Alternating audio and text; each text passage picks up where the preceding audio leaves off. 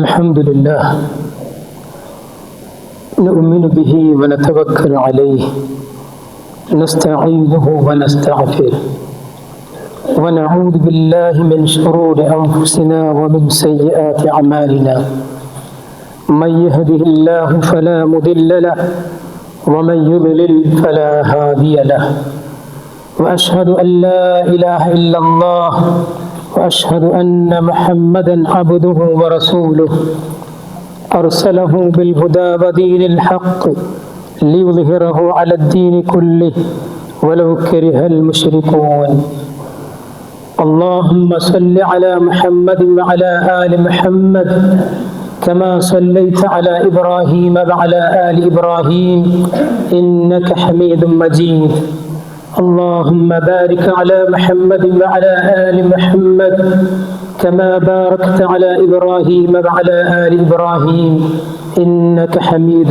مجيد أما بعد فإن خير الحديث كتاب الله وخير الهدي هدي محمد صلى الله عليه وسلم وشر الأمور محدثاتها وكل محدثة بدعة وكل بدعة ضلالة وكل ضلالة في النار أعوذ بالله من الشيطان الرجيم بسم الله الرحمن الرحيم وعنده مفاتيح الغيب لا يعلمها إلا الله ويعلم ما في البر والبحر وما يسقط من ورقة إلا يعلمها ولا حبة في ظلمات الأرض ولا رطب ولا يابس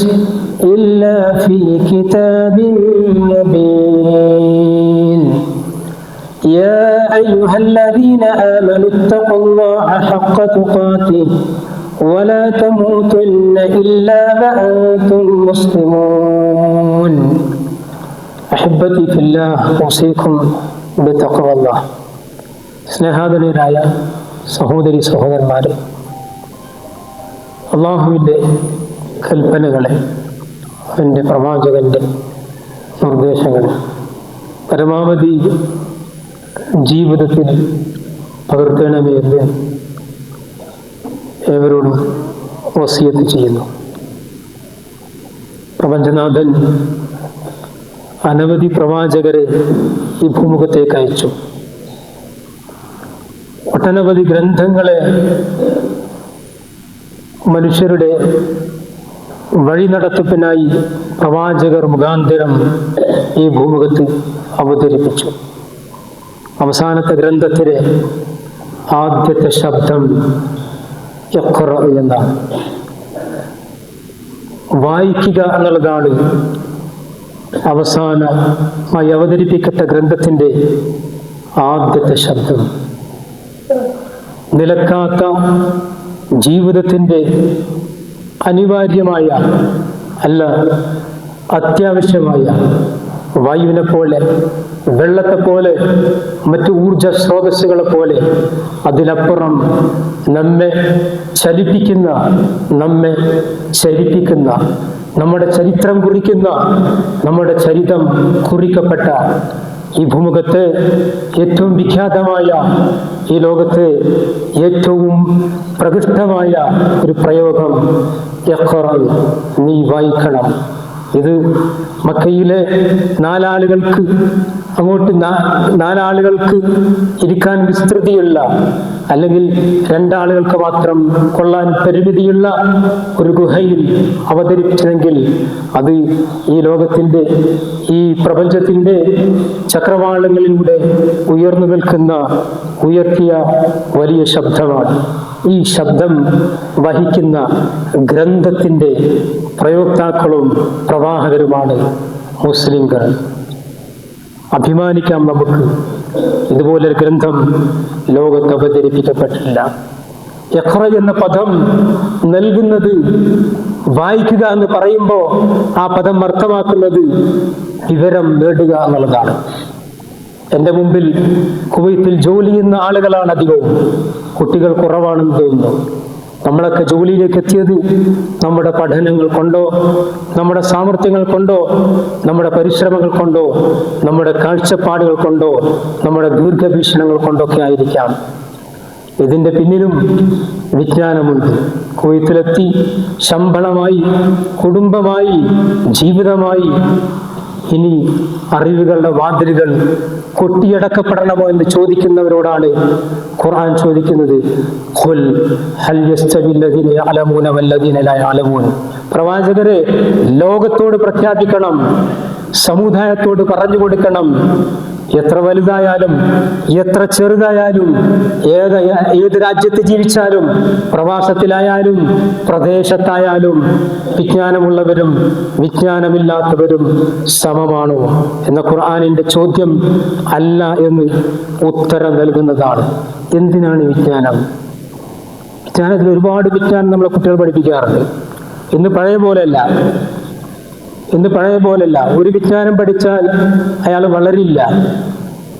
ഇന്ന് ഒരാളുടെ ലക്ഷ്യസ്ഥാനത്തേക്ക് എത്തണമെങ്കിൽ ആ വിജ്ഞാനത്തിന്റെ ഉള്ളിൽ കടന്നു ചെന്ന് അതിൽ സ്പെഷ്യലൈസേഷൻ ചെയ്യണം. അപ്പോഴേ ലക്ഷ്യത്തിലേക്ക് എത്തുള്ളൂ. ഈ ലോകത്ത് എല്ലാ സ്പെഷ്യലൈസേഷനും കഴിഞ്ഞ്, എല്ലാ വായനകളും കഴിഞ്ഞ്, വിജ്ഞാനങ്ങളെല്ലാം കഴിഞ്ഞു എന്ന് വിചാരിക്കുമ്പോഴും നമ്മളറിയേണ്ട വിവരങ്ങളുണ്ട് ഈ ലോകത്ത്. അത് അള്ളാഹുവിനെ സംബന്ധിച്ചുള്ള വിവരമാണ്. വലൗ അന്നമാ ഫിൽ അർളി മിൻ ശജറത്തിൻ നഖ്ലാം വൽബഹ്റു യമുദ്ദുഹു മിൻ ബഅദിഹി സബ്അതു അബ്ഹുരിൻ മാ നഫിദത് കലിമാത്തുല്ലാഹ്. ഈ ലോകത്തെ ഭൂമിയിലുള്ള, ലോകത്തറിയപ്പെടുന്ന സപ്തസാഗരങ്ങൾ, 7 സമുദ്രങ്ങൾ, 11,000 കിലോമീറ്ററുകളുള്ള മറിയാന ട്രഞ്ച് ഉൾപ്പെടുന്ന ശാന്തസമുദ്രം മുതൽ, അതുപോലെ തന്നെ ലോകത്തെ മുഴുവൻ സമുദ്രങ്ങളും, മഷിയായാലും ആമസോൺ കാടുകളിലെ വൃക്ഷങ്ങൾ മുതൽ ഇവിടെയുള്ള ചെടികൾ മുഴുവൻ, തേനയായാലും മാ നഫിദത് കലിമാത്തുല്ലാഹ്. അള്ളാഹുവിന്റെ ജ്ഞാനം അത് തീരുകയില്ല. ഇതാണ് പടച്ചവൻ. അവന്റെ മുമ്പിൽ സുജൂദ് ചെയ്യുവാനാണ് നമ്മൾ ഇവിടെ ഒരുമിച്ചുകൊണ്ടിരിക്കുന്നത്. അവന്റെ വചനങ്ങൾ കേൾക്കുവാനാണ് നമ്മൾ ഇവിടെ ഒരുമിച്ചുകൊണ്ടിരിക്കുന്നത്. അവന് വേണ്ടിയാണ് നമ്മൾ കുളിച്ചൊരുങ്ങി സുന്നത്തൊക്കെ എടുത്ത് ഇങ്ങോട്ട് വന്നിരിക്കുന്നത്. അള്ളാഹു എന്ന ശബ്ദം അത് ജീവിതത്തിന്റെ പ്രകാശമായിരിക്കണം. എൻ്റെ ജീവിതത്തിലെ ഒരു ധാരാ അനുഭവം, ഇടുക്കിയിലെ ഒരു പ്രദേശത്തിൽ ജോലി ചെയ്യുന്ന ഒരു IT എഞ്ചിനീയർ ബാത്റൂമിലേക്ക് കുളിക്കാൻ ചെന്നപ്പോൾ അദ്ദേഹം അതിൻ്റെ തലേന്ന് ഇസ്ലാമിനെ പറ്റി ഒരു സന്ദേശം കേട്ട് കിടന്നുറങ്ങി രാവിലെ ഡ്യൂട്ടിക്ക് പോകാൻ വേണ്ടി ബാത്റൂമിലേക്ക് എന്നപ്പോൾ സുബഹി നമസ്കാരത്തിന്റെ ബാങ്കുരി കേട്ടപ്പോൾ ആ ദീനി ദഅവത്ത് ചെയ്ത ആ സഹോദരനെ വിളിച്ചുകൊണ്ട് പറഞ്ഞു, ഞാൻ ഡ്യൂട്ടിയിലേക്കല്ല പോകുന്നത്, നേരെ നിങ്ങളുടെ അടുക്കലേക്കാണ് വരുന്നത്. രാവിലെ വിളിച്ച ബാങ്കിലെ അല്ലാഹു അക്ബർ എന്ന പ്രയോഗം എൻ്റെ മനസ്സിന് വല്ലാതെ ഒരു പരിഭവവും അതിൽ പ്രതീക്ഷയും പ്രത്യേക ഭയമുണ്ടാക്കി. അങ്ങനെ കിലോമീറ്ററുകൾ 8 മണിക്കൂറുകൾ അവിടുന്ന് യാത്ര ചെയ്തിട്ട് ഈ സുഹൃത്തിന്റെ അടുക്കലെത്തി. അശ്ഹദു അല്ലാ ഇലാഹ ഇല്ലല്ലാഹ് വ അശ്ഹദു അന്ന മുഹമ്മദൻ റസൂലുള്ളാഹ് എന്ന് ഇസ്ലാം സ്വീകരിച്ച ആളുകളുടെ ജീവിതഗന്ധിയായ ചരിത്ര സംഭവങ്ങൾ നമ്മൾ കാണുമ്പോൾ അല്ലാഹ് എന്ന കലിമത്ത് അപാരമാണ്. ഫഅലം അന്നഹു ലാ ഇലാഹ ഇല്ലല്ലാഹ് വസ്തഗ്ഫിർ ലിദംബിക്. പ്രവാചകരെ പറഞ്ഞു കൊടുക്കുക, അല്ലാഹു അല്ലാതെ ആരാധ്യനില്ല എന്ന ജ്ഞാനമുണ്ടല്ലോ, ആ ജ്ഞാനമാണ് ഈ ലോകത്ത് ഏറ്റവും വലിയ ജ്ഞാനം. ഇസ്തിഗ്ഫാർ പോലും, പാപങ്ങൾക്ക് ഇസ്തിഗ്ഫാർ പോലും ലഭിക്കണമെങ്കിൽ അല്ലാഹു എന്ന വിവരത്തിന്റെ ഉള്ളിലേക്ക് കയറി ചെല്ലാൻ കഴിയണം എന്നുള്ളതാണ്. ഈ വിജ്ഞാനത്തെ പറ്റിയാണ് ഇബ്നു ഖയ്യിം റഹ്മഹുല്ലാഹ് സംസാരിച്ചത്. ഒരുപാട് ജ്ഞാനമുള്ള ലോകത്ത് ജീവിക്കുന്ന നമുക്ക് ഇസ്ലാമിക പണ്ഡിതന്മാർ പരിചയപ്പെടുത്തുന്നു ഇതുപോലുള്ള ജ്ഞാനത്തിന്റെ ഗുണം എന്താണ്. നമ്മൾ ഓടുകയാണ്, അല്ലെങ്കിൽ നമ്മളെ കൊണ്ട് വണ്ടികൾ ഓടുകയാണ്. എവിടെ ഓടിയാലും നമ്മൾ എത്തേണ്ട സ്ഥലത്ത് എത്തിയാൽ നമ്മുടെ വണ്ടിയുടെയും നമ്മുടെയും ഓട്ടം നിലക്കും. ജീവിതത്തിലേക്ക് ഒരു തിരിച്ചുവരവുണ്ടായിരുന്നുവെങ്കിൽ, അല്ലാഹുവേ ഞങ്ങളൊന്ന് മടങ്ങിയിരുന്നുവെങ്കിൽ, അല്ലാഹുവേ ഇതാണോ ജീവിതം, ജീവിതത്തിൽ ഒന്നും ചെയ്തിട്ടില്ലല്ലോ എന്ന് ചോദിച്ചിരുന്നുവെങ്കിൽ, ലം ഊത കിതാബിയ, ഈ ഗ്രന്ഥവും ഈ വിചാരണയുമൊന്നും ഇല്ലായിരുന്നുവെങ്കിൽ, ഞങ്ങളൊന്ന് മടക്കപ്പെട്ടിരുന്നുവെങ്കിൽ എന്നൊക്കെ ചോദിക്കുന്ന സന്ദർഭം ജീവിതത്തിൽ വരുമെന്നുള്ളത് തീർച്ചയാണ്. അതിനു മുമ്പ് അല്ലാഹുവിനെ അറിയുക, അല്ലാഹുവിനെ അറിയുക. ആ വിജ്ഞാനമാണ് ഇബ്നുൽ ഖയ്യിം പറഞ്ഞത്, അൽ ഇൽമു ഹയാത്തുൽ ഖുലൂബ്. ഹൃദയം മരിച്ചുപോയി നമ്മളത് പല സമയത്ത്. ഇമാം ഹസൻ ബസരി പറഞ്ഞ പോലെ, മാതത്ത് ഖുലൂബുക്കും ബിഅശ്റത്തി അശ്യാ, 10 വിഷയങ്ങൾ കൊണ്ട് മനുഷ്യന്റെ ഹൃദയം മരിച്ചു പോകുമെന്നുള്ളതാണ്. അതിലൊന്ന് അള്ളാഹുവിൻ്റെ ഗ്രന്ഥത്തിൽ നിന്ന് മാറുമ്പോൾ. അപ്പൊ ഈ ഹൃദയത്തിന്റെ ജീവൻ എന്ന് പറയുന്നത്, ജീവൻ എന്ന് പറഞ്ഞാൽ കൃത്യമായി പറയുകയാണെങ്കിൽ ഹൃദയത്തിന്റെ ആരോഗ്യമെന്ന് പറയുന്നത് അള്ളാഹുവിൻ്റെ ജ്ഞാനമാണ്. ഹൃദയത്തിന്റെ ആരോഗ്യം അള്ളാഹുവിൻ്റെ ജ്ഞാനമാണ്. വനൂറുൽ ബസായിർ, ജീവിതത്തിൽ ഒരുപാട് കാഴ്ചപ്പാടുകൾ ഉണ്ടാകും എങ്കിൽ നമ്മുടെ കാഴ്ചപ്പാടുകൾക്ക് വെളിച്ചം നൽകാൻ അള്ളാഹു നൽകുന്ന വിജ്ഞാനമാണ് വലുത്. വശിഫാഉ സുദൂർ, ഹൃദയങ്ങൾക്ക് ശമനം നൽകാൻ പല വാക്കുകൾക്കും കഴിയും എങ്കിൽ പ്രപഞ്ചനാഥന്റെ വാക്കുകൾക്കപ്പുറം ഒന്നിനും സാധ്യമല്ല.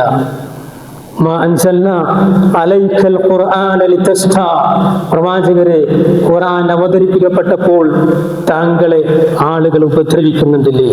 എങ്കിൽ ഉപദ്രവിക്കാനല്ല പ്രവാചകരെ ഗ്രന്ഥം ഇറങ്ങിയത്. ഈ ഗ്രന്ഥം ഇറങ്ങിയത് സന്തോഷിക്കാനാണ് പ്രവാചകരെ. ഈ വചനമായിരുന്നു പ്രവാചകനെ കൊല്ലാൻ വരുന്നു എന്ന് പറഞ്ഞ ഉമറുല്ലാഹിന്റെ ഹൃദയത്തെ പോലും മാറ്റിയത്. ഈ ഗ്രന്ഥം ഇറങ്ങിയത് സൗഭാഗ്യത്തിന് വേണ്ടിയാണോ എന്ന ചിന്ത മനുഷ്യരെ പോലും മാറ്റി ഹൃദയത്തിന്റെ ഉള്ളിലേക്ക് തളച്ചു കയറുന്ന വചനമാണത്. ബുദ്ധി പലതുകൊണ്ടും, ബുദ്ധി ഒരു ചെറിയ ഭാവിയും ഭൂതവും വർത്തമാനം എന്ന ഒരു നൂലിലാണ് നമ്മുടെ ബുദ്ധി നിൽക്കുന്നത്. ഇങ്ങോട്ടൊന്ന് അങ്ങോട്ട് പോയാൽ അതിന്റെ ഗ്രാഫ് ഒന്ന് കൂടിയാലോ കുറഞ്ഞാലൊക്കെ ബുദ്ധിക്ക് ക്ഷമതയോ അല്ലെങ്കിൽ ബുദ്ധിക്ക് പലതും സംഭവിക്കാൻ സാധ്യമുണ്ട്. എങ്കിൽ ബുദ്ധിയുടെ വസന്തത്തിന്റെ പൂന്തോട്ടം എന്ന് പറയുന്നത് നിങ്ങൾ വായിക്കുന്ന ഗ്രന്ഥത്തിൽ ലഭിക്കുന്ന വിജ്ഞാനത്തിന്റെ വരികളാണ് എന്ന് ഇസ്ലാം മനുഷ്യരെ പഠിപ്പിക്കുന്നു.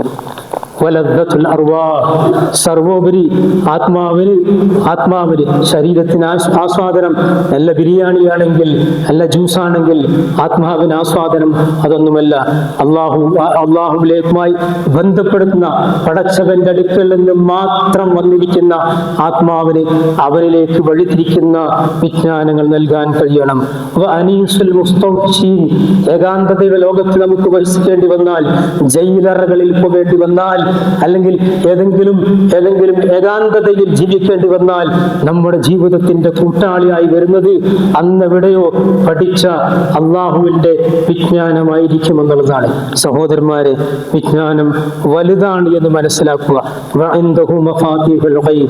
അള്ളാഹുവിന് എല്ലാ വിജ്ഞാനങ്ങളുമുണ്ട്. അദൃശ്യങ്ങളുടെ ലോകം അവന്റെ മുമ്പിലാകുന്നു. അള്ളാഹുവിനല്ലാതെ അതറിയാൻ സാധ്യമല്ല. ഈ കരയിലും കടയിലുമുള്ളതെല്ലാം പടച്ചവൻ അറിയും. ഒരു ഇലയും അവൻ അറിയാതെ വീഴുന്നില്ല. ഞാൻ നേരത്തെ പറഞ്ഞ കാടുകൾ എന്ന് എണ്ണി നോക്കുക. ഓരോ കാടുകളിലെ ഓരോ ചെടികളിൽ നിന്നും മരങ്ങളിൽ വീഴുന്ന ഉണങ്ങി വീഴുന്ന ഇലകൾ അള്ളാഹുവിന്റെ ശ്രദ്ധയിലുണ്ടെങ്കിൽ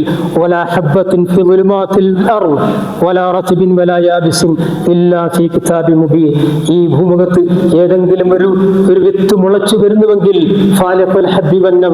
പടച്ചവൻ അതറിയുമെന്ന് പറയുന്നുവെങ്കിൽ അള്ളാഹു ആരാണ്?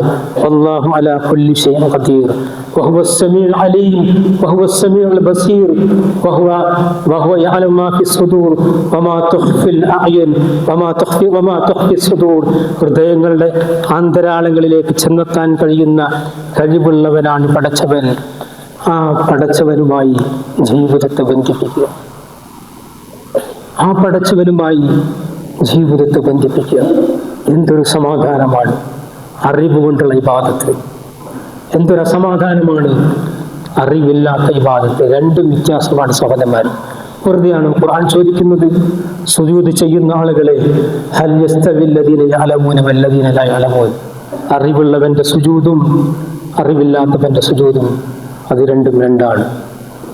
मुल्ला को मस्जिद में सजदे के इजाजत नादान समझता है कि इस्लाम है आजाद.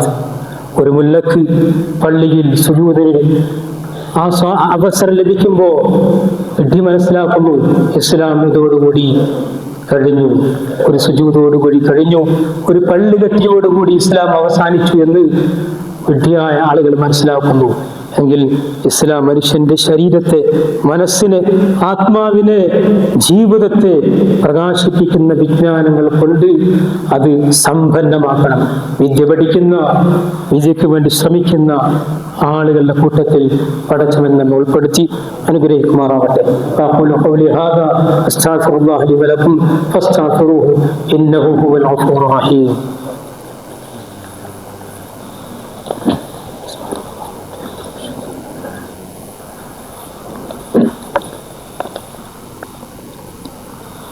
الحمد لله رب العالمين ولا إله إلا هو الحي القيوم الذي نزل الكتاب وهو يتولى الصالحين والصلاة والسلام على من لا نبي بعده وعلى آله وصحبه أجمعين.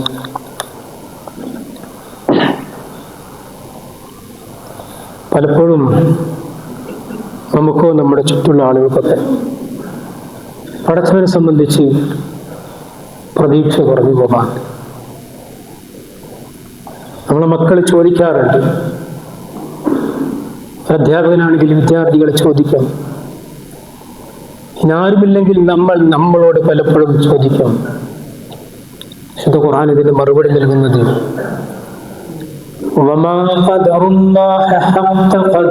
എന്നാണ്. അള്ളാനെ ശരിക്കും മനസ്സിലാക്കുമ്പോൾ ഇതുണ്ടാവില്ല എന്നതാണ്. പലപ്പോഴും നമുക്ക് ഭക്തി കുറയാറുണ്ട്. പലപ്പോഴും നമ്മളിലൊന്നും ശ്രദ്ധ ചെലുത്താതെ പോവാറുണ്ട്. ഖുർആൻ അതിന് മറുപടി പറയുന്നുണ്ട്.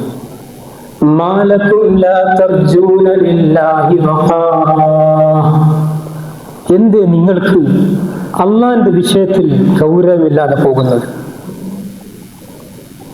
നാളേക്ക് ഇൻവെസ്റ്റ് ചെയ്യേണ്ട SIPയും മ്യൂച്വൽ ഇൻവെസ്റ്റ്മെന്റിലും വല്ലാത്ത ഗൗരവമാണല്ലോ നമുക്കുള്ളത്.